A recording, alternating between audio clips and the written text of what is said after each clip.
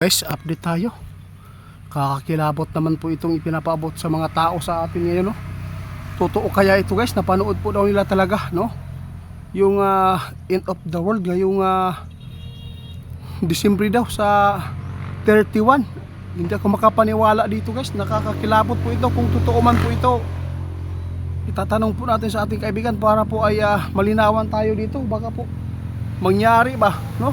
Katakot naman po ito, pero wala naman po mga sign na ito ay makita natin na posibleng mangyari, at hindi naman po talaga yan na huhulaan po yan. Pero mas maganda po mga idol, no, itanong po sa ating kaibigan para maging mapanatag po ang lahat, kaibigan. Naku po kaibigan, unsa naman po nga balita karon. Ito po ang kanilang ipinabot sa atin. Kasi hindi po nangyari daw ang 3 days of darkness ngayong Disyembre. At saka yung tsunami, lindol na aabot ng 9. Iba po ang nagpaabot yan, ha. Iba po. Pero yung sa atin, nangyayari talaga ang mga lindol na hindi naman po talaga nangyari yung malakas. Pero hindi pa natapos ang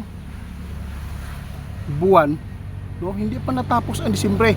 Kaya mag-ingat po talaga tayo. Pero itatanong po natin yung tungkol sa end of the world, kaibigan. May nakapanood ba? Kaya napunta sa atin ito. Gusto daw nilang malinawan ba? Totoo ba mag end of the world na? Ito po ang tandaan ninyo, guys. Alam po ninyo, walang tao na makakahula sa ganyan bagay. Tama si kaibigan. Pero ikaw ang tatanungin ko kaibigan. Kayo, may impormasyon po ba kayo dito tungkol dito? Ay, salamat kung ganun. Guys, alam po nyo, guys, sabi ng ating kaibigan, ito wala talaga kaming kaalam-alam kung kailan talaga matatapos ang mundo. Pero kailangan natin na maging alisto sa mga pangyayari. Kailangan talaga, guys, manalangin at humingi ng tawad. Magbagong buhay, di ba kaibigan?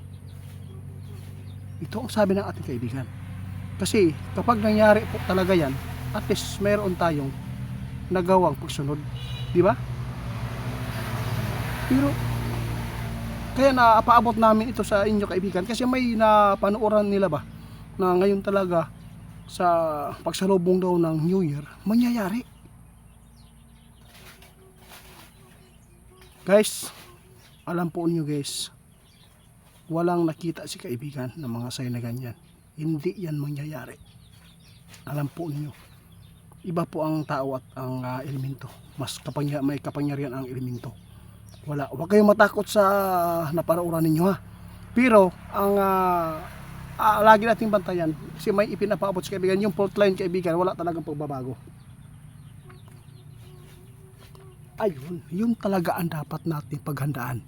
Yung mga tawag dito, yung lindol, ha? Kasi mayroon pa naman naghula din sa Enero. Sunod-sunod ang paglindol. Malalakas po daw talaga ito. Ang naghula pa nito yung pastor na si Pires, hindi. Di ba? Yun po ang dapat nating pag-ingatan at alisto tayo. Maging mapagmasid kung ano man po ang favors na ipinapaabot. Sundin po natin kung ano po ang ipinagbawal.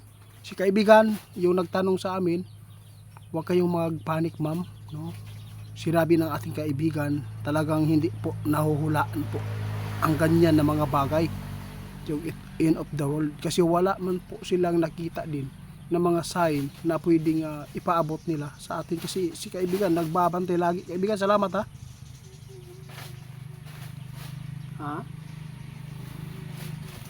Tandaan ninyo, guys,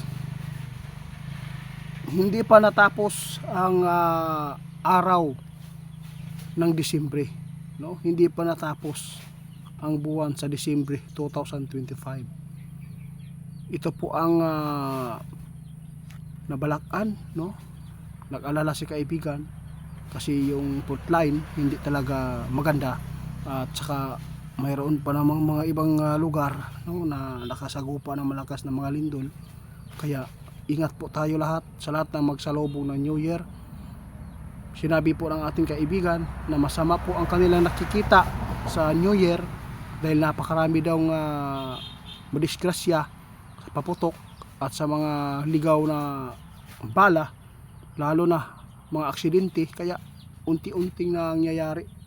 No, hindi ba natin pinapangarap na mangyari, pero grabe po ang aksidente po ngayon guys, napakaraming banggaan. Kaibigan, totoo talaga, grabe po ang Disyembre ngayon, napakaraming aksidente.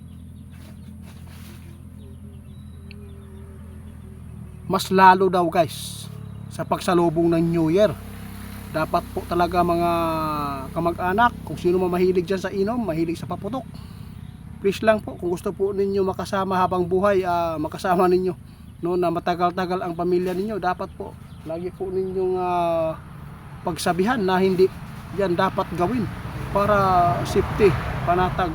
Sana po maintindihan po ninyo ang mga ipinapaabot ng ating kaibigan. Hindi po ito masama at hindi po ito pambabastos sa inyo, kundi para makapaghanda tayong lahat. Kaya salamat kaibigan.